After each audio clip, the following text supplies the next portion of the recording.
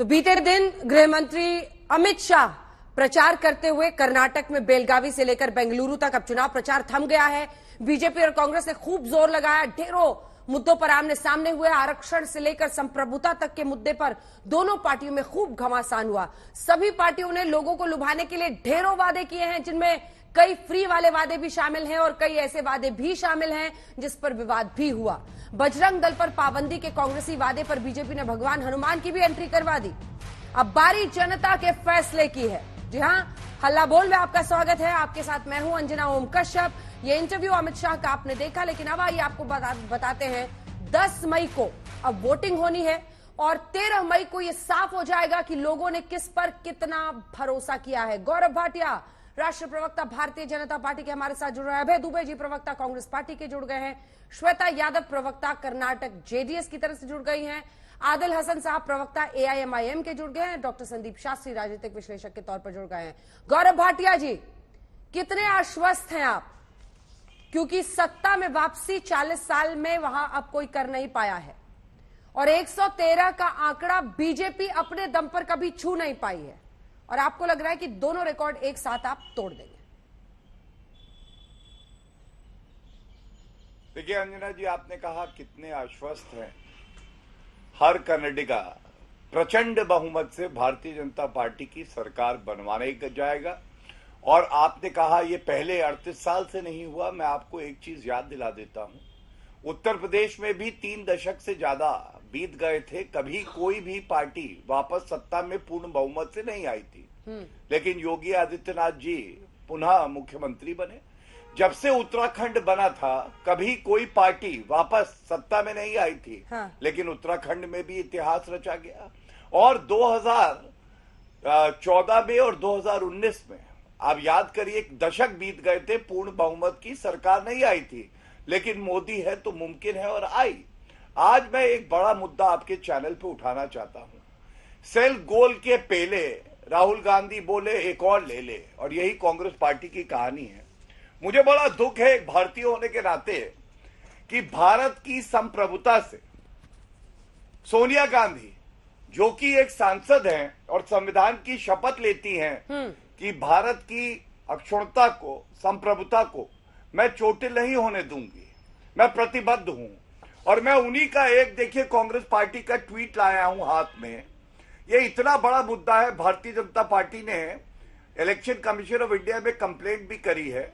आप मुझे ये बताइए, शपथ तार-तार कर दी, संविधान तार-तार कर दिया। आप कह रहे हैं कि कर्नाटका की संप्रभुता को हम ठेस नहीं पहुंचने देंगे।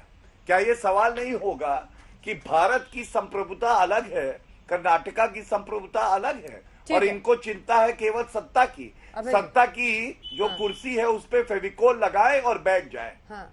आज ये बड़ा सवाल है और ये ट्वीट अभी भी कांग्रेस के ट्विटर हैंडल पे है, अभी तक डिलीट नहीं हुआ, इसके लिए माफी नहीं मांगी गई। ठीक है, अभय दुबे जी जवाब दीजिए। आप अपने मैनिफेस्टो में बजरंग दल को लेकर आए, वो बजरंग बली को लेकर आ गए।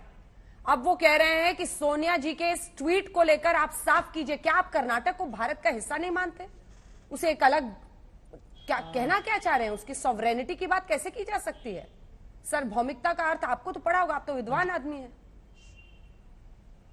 अंजना जी, मैं चुनौती देता हूं पूरे शो के दौरान सोनिया जी के भाषण का कि वो वीडियो चलाकर दिखाइएगा। तो ट्वीट डिलीट कीजिए ना सर, भारतीय जनता पार्टी को। हमारे पास नहीं है। आप सुनिए ना, ट्वीट डिलीट क्यों नहीं कर रही? हाँ, तो वही कह रहा हूं मैं, चलाइए ना। अमित शाह साहब भी नहीं कह पाए। देखिए, तिल का ताड़ बना रहे हैं, सर ट्वीट क्यों तिल का ताड़ बना रहे हैं रस्सी को। अभय जी, अगर गलत ट्वीट हुआ है तो गलती मान लीजिए, ट्वीट हटवा दीजिए। ट्वीट क्यों नहीं हटा रहे?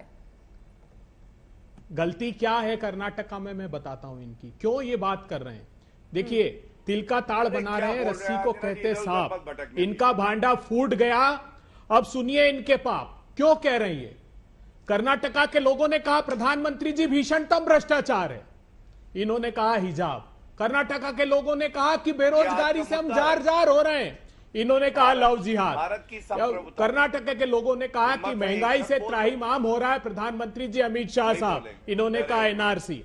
कर्नाटका के लोगों ने कहा विकास पर बोलिए प्रधानमंत्री जी, ये कहते हैं यूसीसी।